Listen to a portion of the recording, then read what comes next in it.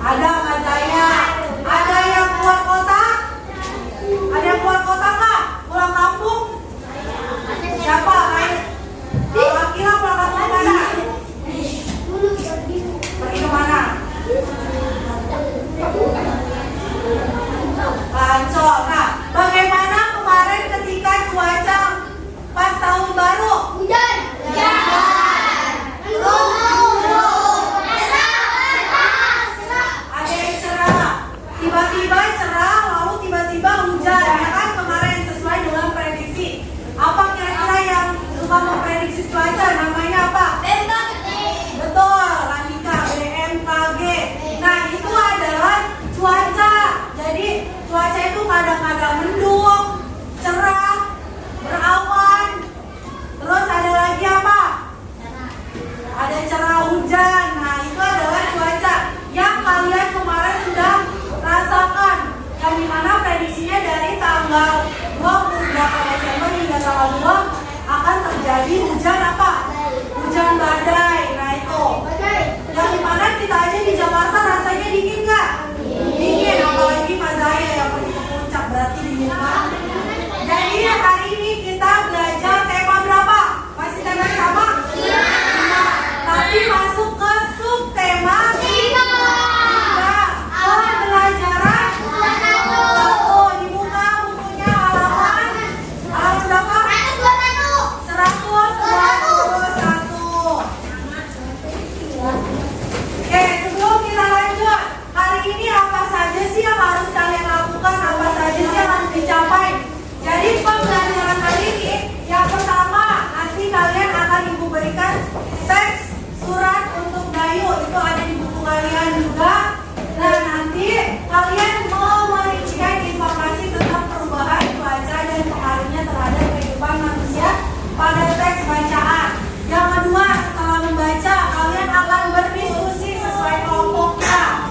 Kira-kira informasi apa saja yang kalian dapatkan dari teks tersebut. Lalu nanti kalian menyimpulkan. Yang ketiga, setelah membuat kesimpulan, kalian mendesain atau membuat mind mapping seperti kemarin yang kotak-kotak. Kalau ada tanda panah, membuat mind mapping terkait dengan hasil kesimpulan yang telah kalian diskusikan dengan kelompok. Yang keempat, nanti kita belajar yang namanya unsur-unsur dekoratif. Nanti kalian memilih. Nanti unsur dekoratifnya ada beberapa, ada banyak. Nanti kalian pilih beberapa saja, hanya 4 untuk kalian selanjutnya mendesain karya dekoratif berupa poster. Jadi nanti di posternya kalian memilih 4 unsur dekoratif, gitu. Oke, sebelum lanjut, kita menyimak video ini. Nanti kalian perhatikan baik-baik karena ada pertanyaan yang akan ditanyakan setelah kalian menyimak video ini. Oke, siap? Nah, ini ingatkan banjirop di pesisir utara Pulau Jawa pada tanggal 6 Januari 2023. Ini dampak dari fenomena bulan purnama yang berpotensi menyebabkan tingginya pasang air laut. Kawasan DKI Jakarta ini adalah DKI Jakarta yang mengalami banjirop. Banjirop itu adalah banjir yang diakibatkan karena munculnya bulan purnama. Jadi air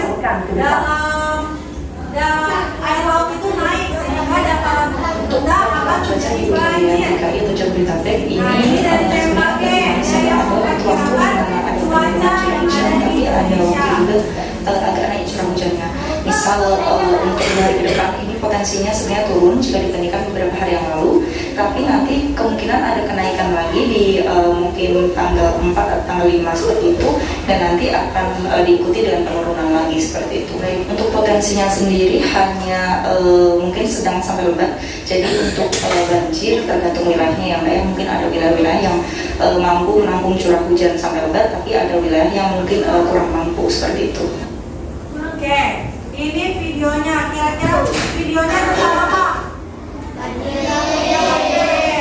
Di sini ada yang rumahnya suka kena banjir? Ada. Siapa yang rumahnya kena banjir? Biasanya tuh. Nah, dalam video tadi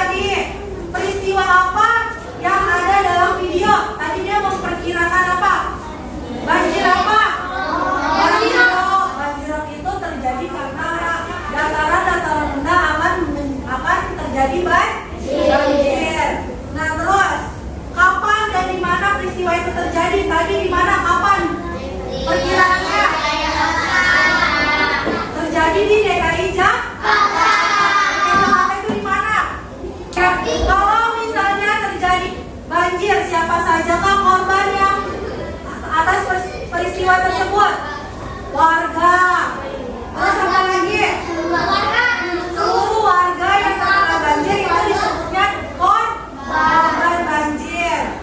Nah, adakah pengaruh cuaca dari kejadian tersebut? Kira-kira banjir itu terjadi karena cuaca apa bukan? Kalau dari video tadi, terjadi karena cuaca apa bukan? Karena cuaca. Jadi cuaca itu terpengaruh dari keadaan alam, karena keadaan alamnya sedang ada bulan purnama, sehingga air laut itu naik mempengaruhi cuaca yang tadinya cerah atau berawan menjadi mendung, dan sehingga air laut bertambah dan menjadi naik yang menyebabkan banjirop.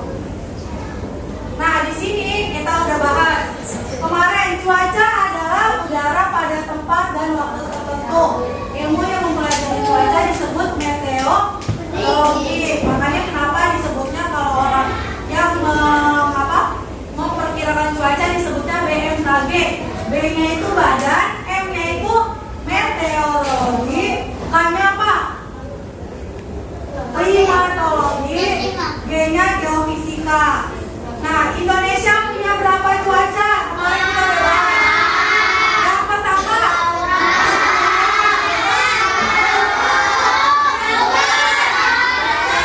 ya betul, ada 4. Ada cuaca berawan, ada mendung dan hujan, serta cerah. Nah, perubahan cuaca dapat mempengaruhi kegiatan manusia.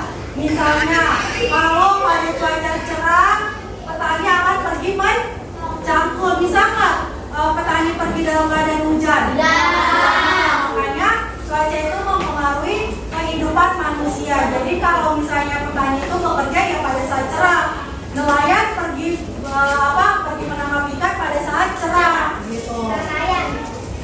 Ada juga anak-anak, biasanya kalian kalau main di lapangan pada saat hujan atau pada saat cerah? Biasanya kalau hujan kalian akan pulang atau ke tempat berteduh, ke tempat yang tidak terkena hujan. Nah itu. Nah, dari gambar ini, gambar pertama ini gambarnya apa? Terus kalau ini gambarnya apa? Hujan.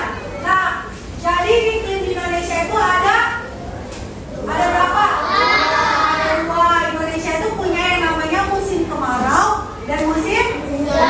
Kemarin kita sudah bahas. Musim hujan itu bulan apa? Ayo. Februari. Ingat, yang betul kemarin. September sampai bulan Februari itu musim hujan. Kalau kemarau, Maret sampai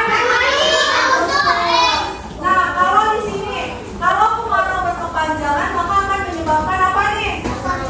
Tanah menjadi kering dan tandus, jadi tidak subur. Tapi kalau misalnya hujan itu dia bergantian secara teratur, maka tanaman akan menjadi subur. Nah, kalau misalnya peralihan antara misalnya dari musim hujan ke musim kemarau, itu disebutnya masa apa? Musim apa? Pancaroba. Jadi peralihan dari bulan Februari ke Maret antara dari musim hujan ke kemarau itu disebutnya masa peralihan, disebutnya dengan musim pancaroba. Nah, ada juga kita kemarin ada peringatan cuaca ekstrim. Apa sih cuaca ekstrim itu?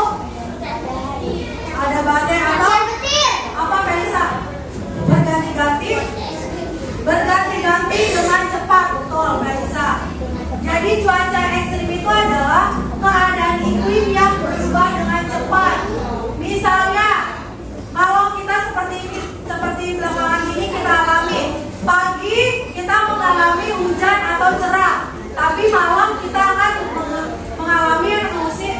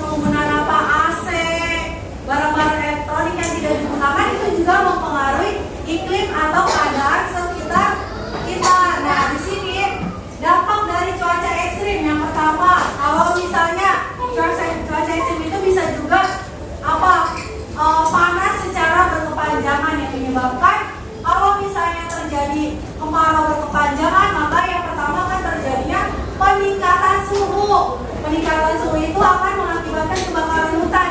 Kok bisa, Bu? Kalau misalnya hujan, kalau misalnya panas, jadi kalau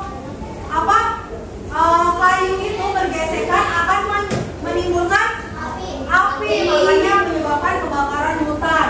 Yang kedua, munculnya penyakit demam, malaria, dan tifus. Misalnya kalau hujan terus banyak air tergenang, maka akan munculnya nyamuk yang menyebabkan demam, malaria, tifus.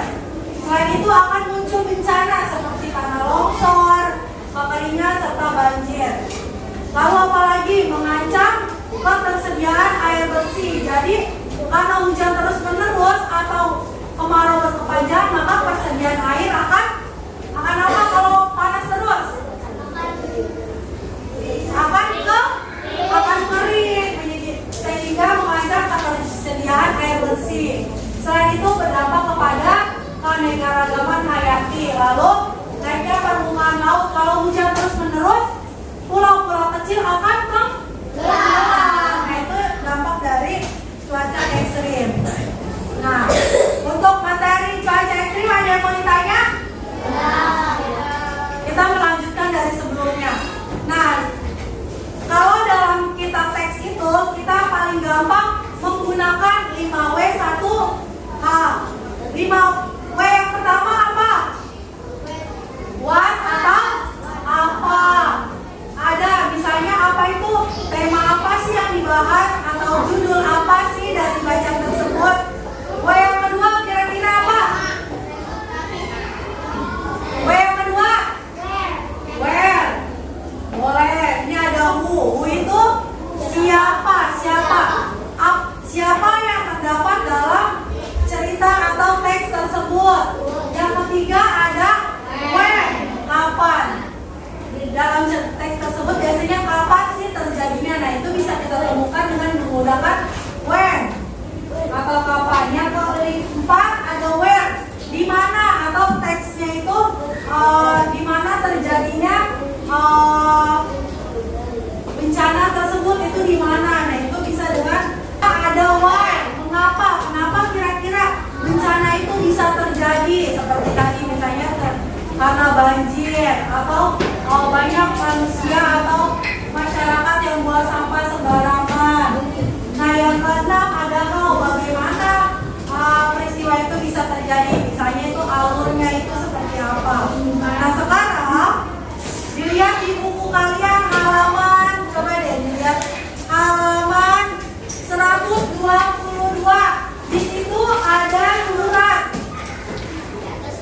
Kelihatan semuanya?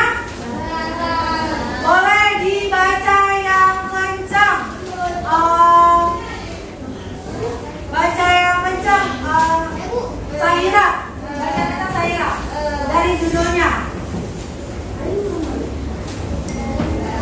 Yang kencang Saira.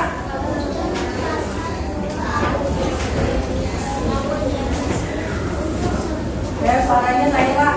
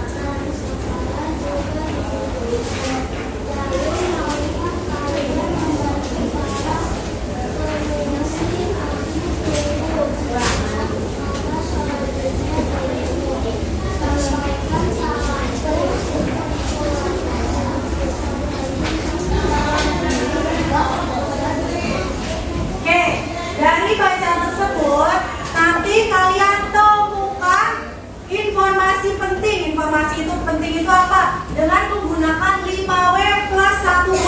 Dilihat di situ Ibu sudah bagikan lembaran LKPD yang pertama.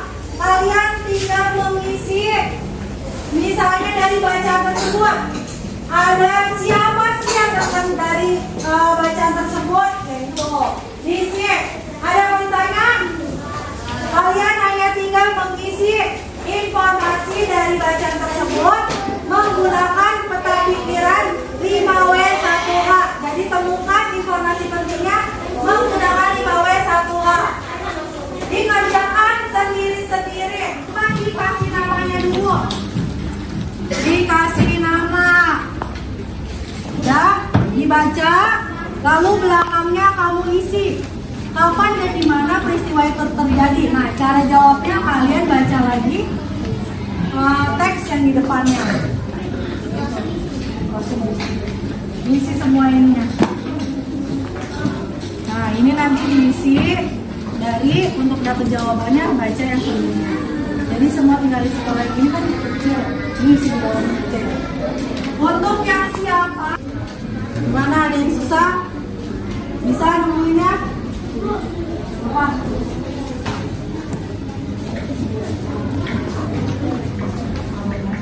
Yang ini sesuai ini aja. Jadi sesuai sama teks bacaan yang di depannya. Kemudian kalian isi sesuai sama teks bacaan. Nah, ini Narayan, bagaimana menanggulangi? Hah? Nulis kerjaan ini. Nih, kamu jawab ini. Caranya baca teks yang di depannya. Misalnya, kapan di mana peristiwa itu terjadi? Nah, Dayu itu ceritain apa? Nah, kamu isi di situ. Cari, boleh diskusi. Ketua bisa ngisi ini, tapi kamu baca dulu. Misalnya di sini, kapan dan di mana peristiwa itu terjadi? Dia ceritain di mana emang terjadinya.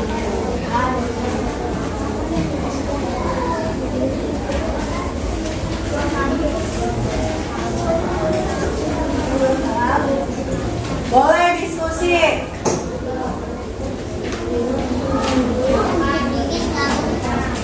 Ya, nomor 2. Mana ada yang susah? Bisa nemuinnya? Apa?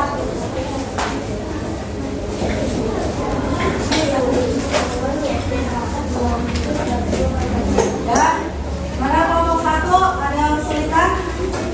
Bisa nggak? Bisa?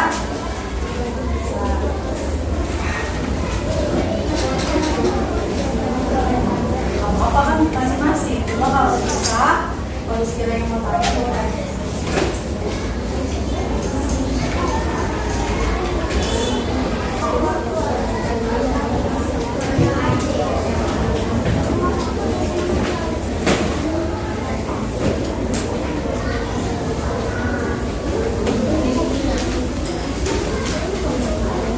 kamu pasti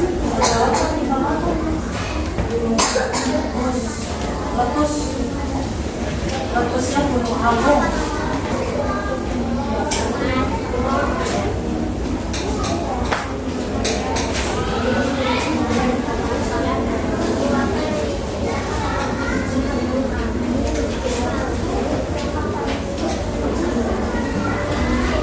Apa? Menanggulangi itu mencegah, mengatasi. Ya,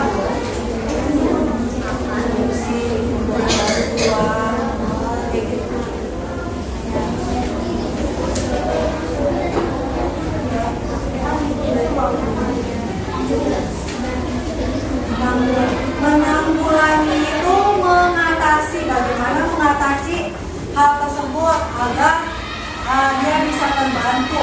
Hanya terjadi letusan tuh, biar dia nggak merasa kesusahan. Apa yang harus kita lakukan? Di situ kan ada dia minta apa?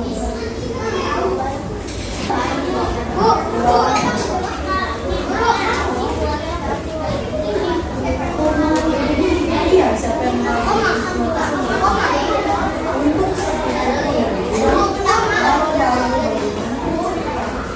biasanya apa sih?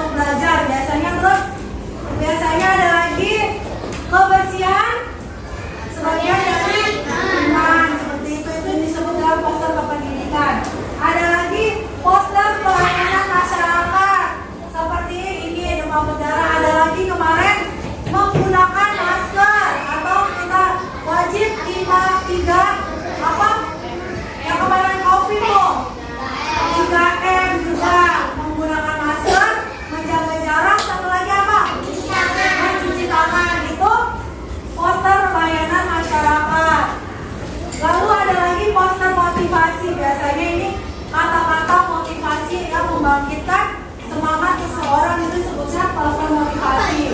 Ada lagi poster kampanye. Nah, ini akan kita temukan ketika pada musim kampanye. Misalnya pemilihan presiden akan kita temukan tuh tahun depan. Terus pemilihan gubernur. Biasanya ada poster-poster kan tuh, ada orang yang misalnya coblos nomor 1. Nah, itu disebutnya poster kampanye karena mempromosikan seseorang dan mengajak untuk memilih orang tersebut. Nah sekarang kita belajar terkait dengan karya dekoratif. Apa sih karya dekoratif itu? Karya dekoratif merupakan gambar yang dibukukan pada suatu benda bertujuan untuk menghias dan menambah nilai estetik. Nilai estetik itu apa? Nilai keindahan. Nah, fungsi dekoratif yang pertama itu estetis. Estetis itu adalah memperindah suatu benda, misalnya bisa diwarnai atau diberi motif atau diberi gambar. Lalu ada yang kedua simbolis. Seperti kemarin kalau berawan berarti gambarnya gambar awan. Itu juga disebutnya dengan simbol. Terus ada lagi kalau misalnya begini berarti ini menunjukkan hujan. Kalau gambarnya begini, kemarin ini disebut dengan simbol yang memudahkan untuk dipahami. Terus ada teknik konstruktif atau ornamen yang memperkokoh dari gambar tersebut. Misalnya kalau garis doang itu hanya disebutnya garis, tapi kalau sudah membentuk satu kesatuan bentuk kotak itu disebut dengan teknik konstruktif. Jadi dia berbentuk lingkaran atau berbentuk kotak. Nah, di sini ada unsur dekoratif. Yang pertama garis. Jadi garis itu ada macam-macam. Nanti kalian pilih. Ada garis mendatar. Mendatar itu adalah lurus ke samping. Ada garis tegak, berarti ke bawah. Ada garis miring. Terus ada garis lengkung, ada garis silang, ada garis sejajar, berarti ada dua garis yang sama, itu sejajar. Ada garis zigzag, di segitiga nyambung itu garis zigzag. Ada lingkaran spiral, nah ini disebut dengan garis spiral. Ada juga garis bergelombang, jadi ini adalah garis. Jadi garis itu bukan cuma ada garis lurus atau garis miring, tapi ternyata ada garis zigzag, spiral, dan gelombang. Lalu ada lagi bidang. Bidang itu kalau garis ini doang tadi disebutnya garis apa? Datar. Tapi kalau bidang dia sudah menggabungkan garis-garis ini. Berarti ini disebutnya segitiga. Lalu kalau garis lengkung, tadi ini garis lengkung kalau hanya disebut garis. Tapi kalau digabungkan ini akan menjadi lingkaran. Ada lagi garis ini disebutnya garis apa? Tegak. Kalau kita gabungkan garis tegak dengan garis sejajar maka akan menjadi persegi. Begitupun dengan persegi panjang.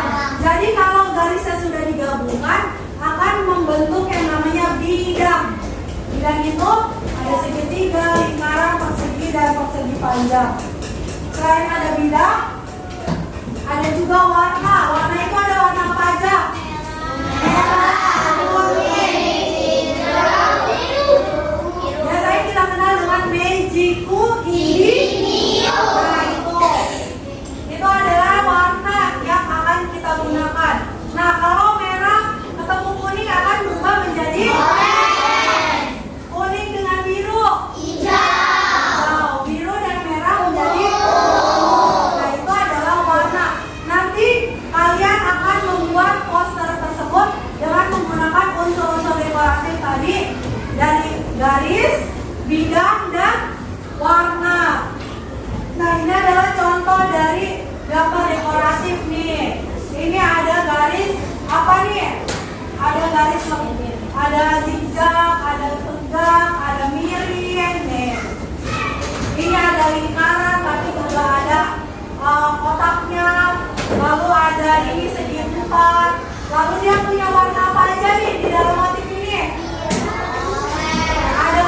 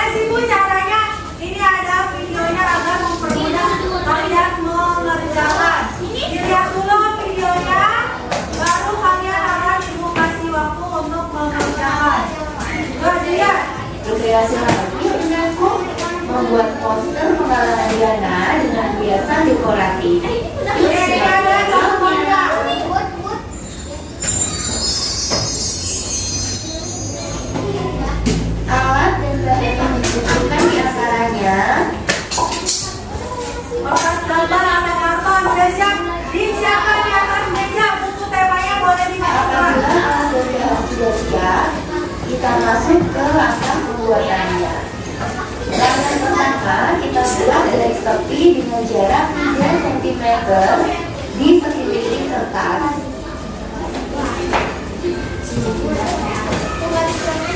Nanti kalian buat garis tepi. Nih, dari tanggal ini kalian buat garis tepi 5 cm. Jadi ada kotak di luarnya 5 cm. Seperti di gambar.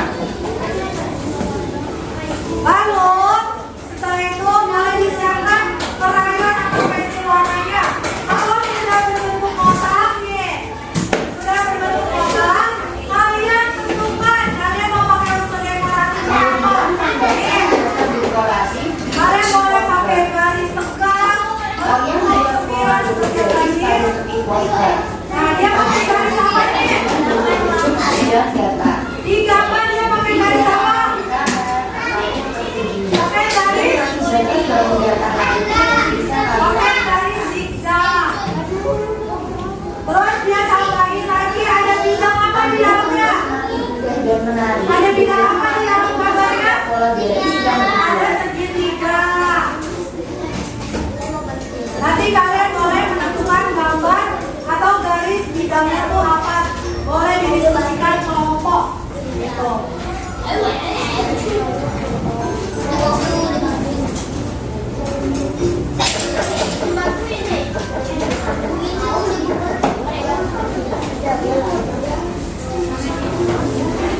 Oke, ini dia gambar yang kedua. Dia pakai garis apa nih? Garis lurus. Kalau bidangnya dia pakai bidang apa? Bidang persegi. Di sini juga dia ada pakai spiral. Jadi boleh kalian diskusikan per kelompok. Nah, ini ada unsur dekoratifnya. Lalu di sisi bagian atas bawahnya, dia tentukan lagi membuat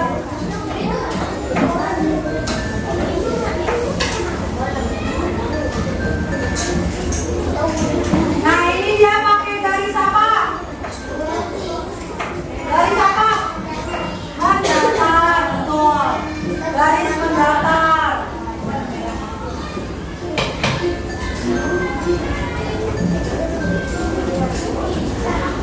Lalu dia kasih tambahan ornamen, ada batu, ada bunga, boleh ditambahkan untuk memperindah dari penampilan poster kalian.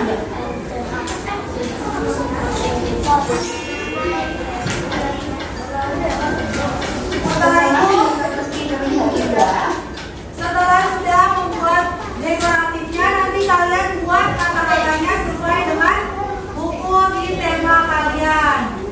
Sekarang sudah disiapkan alat tambahannya. Silakan ditentukan gambar dekoratif apa yang ingin kalian tentukan, dan kalau sudah silakan diwarnai. Waktunya kalian punya waktu 30 menit untuk mengerjakan gambar tersebut. Boleh boleh siapa yang mau bagian samping, bagian bawah? Boleh disiapkan. Boleh disiapkan.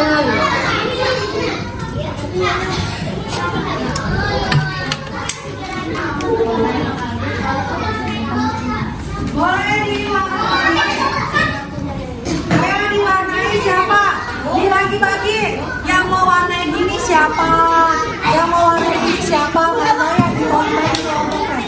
Diwarnai aja nih. Terserah, pokoknya diwarnai. Ini diwarnai nih sambil ininya. Kita belum berwarna.